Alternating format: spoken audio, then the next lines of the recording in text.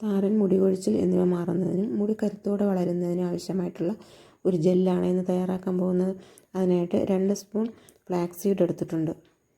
Flax seed നന്നായിട്ട് കഴുകി എടുത്തതിന് ശേഷം അതിലേക്ക് 1 സ്പൂൺ ഉലുവ കൂടി ചേർക്കേണ്ടതായിട്ടുണ്ട്. 2 സ്പൂൺ ഫ്ലാക്സ് സീഡിന് 2 ഗ്ലാസ് വെള്ളമാണ് ഒഴിച്ചു കൊടുക്കേണ്ടത്. സ്റ്റവ് കത്തിച്ചതിന് ശേഷം അടുപ്പിലേക്ക് വെച്ച് കൊടുക്കുക. നന്നായിട്ടൊന്ന് ഇളക്കിയിട്ട് അടപ്പിട്ട് അടച്ച് വയ്ക്കുക. തിള വന്നതിന് ശേഷം അടപ്പ് മാറ്റുക.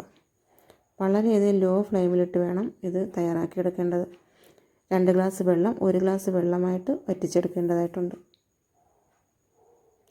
ചൂടോടുകൂടി തന്നെ ഇത് അരിപ്പയിലേക്ക് ഒഴിച്ച് അരിച്ചെടുക്കണം, അല്ലെങ്കിൽ ഇത് കട്ടി പിടിച്ചു പോകും. കണ്ടോ, നല്ല ഭംഗിയുള്ളൊരു ജെല്ല് കിട്ടിയിരിക്കുന്നത്. ഇതിനൊരു ചില്ല് കുപ്പിയിലാക്കി നമുക്ക് സൂക്ഷിച്ച് വയ്ക്കേണ്ടതാണ്. ആവശ്യാനുസരണം ഫ്രിഡ്ജിൽ വെച്ചും ഉപയോഗിക്കാവുന്നതാണ്. വീഡിയോ ഇഷ്ടപ്പെട്ടിട്ടുണ്ടെങ്കിൽ ലൈക്കും സബ്സ്ക്രൈബും ചെയ്യാൻ മറക്കല്ലേ. എല്ലാവരും ഒന്ന് ട്രൈ ചെയ്ത് നോക്കണേ.